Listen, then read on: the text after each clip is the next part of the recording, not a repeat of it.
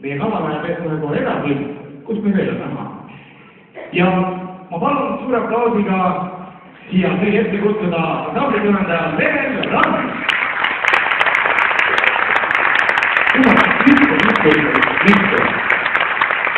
Ja tere Lenen!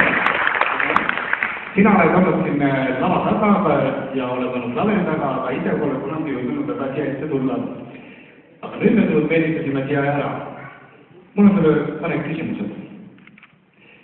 Esimene küsimus on muuseas, me ennest Eeliga rääkisime lava taga, kas sinule meenub see esimene kontsert, mis te andsite? See toimus siin samas majas või saalis. Kas sulle meenub see eelmäng, mida tegi trompet ja see vaikiv saal? Jaa, see oli niisugune meeletu patriootiline laul Muldonnis ja siis trompet mängis niisuguse sõjaaegse sissejuhatuse ja siis tuli akapella laul, nii et isegi šurri oli sillas. Väga tore. Ja sealt sai kõik alguse saigi, eks ole? Jaa. Toimetajad on öelnud, et Elenad on hästi palju häid omadusi. Nad õitsevad rikkalikult, kaua, on täiesti vähenõudlikud ja kergesti paljundatavad.